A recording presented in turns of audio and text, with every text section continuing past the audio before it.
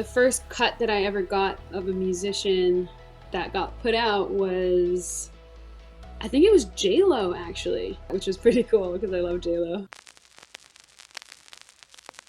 The first time I ever heard my song on the radio, I was actually living in London at the time. I had moved there to release Hideaway, and then Hideaway picked up really fast.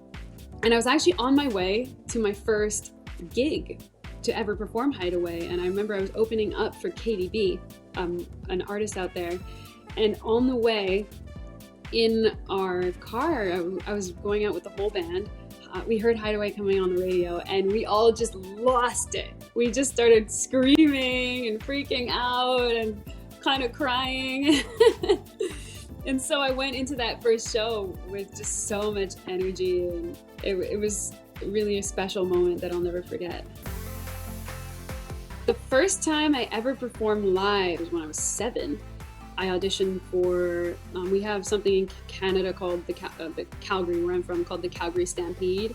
And it's a big rodeo that happens, and they have this big show called the Grandstand Show, and they have lots of kids performing, like all these different acts. And I auditioned to be one of the kids on that show, and I got in. And so I was about 7, and I was running around singing songs with all these kids. And it was probably to about 20,000 people. It was a pretty big show. The first song I ever wrote, I was about 5 actually. First one was an instrumental on the piano, and I just remember feeling so proud of myself. And I actually remember the whole song. It was just a few notes. It went da da da da da da da da da da da da. But then my mom got a keyboard, a new keyboard, and had all these beats built into it. And I wrote a song to one of the beats. I was probably about 5 as well, and I just thought I thought I was a rock star. And it was called Rock Around the Clock. And I still remember that one too, and honestly, it's not a bad song.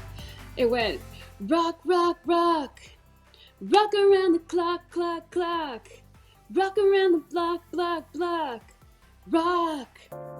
First time I was recognized, I stepped out into the street to go get a latte one day, and people in the cafe started recognizing me, and it was really trippy for me because I had never experienced that before. And I got really excited, and I got a little shy, and I started signing autographs, and it threw me into a whole other dimension. For me, being a bit of a hermit at times, it had its moments where I felt a little shy. The first time I won a Juno, I actually won 3 Junos. I won, I think, Artist of the Year, Video of the Year, and why am I forgetting the third one right now? I'm blanking completely.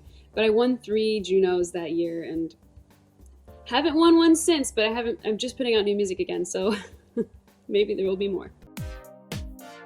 The first artist that sang lyrics that I wrote for them, the song never got put out, and I love this song, so I actually might put it out still.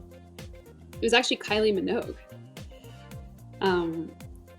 That's how my songwriting career got started, actually. I wrote a song and found out that Kylie Minogue really liked it, and she cut the song, and then from there I got a lot of interest from the industry as a songwriter, and I got my first publishing deal.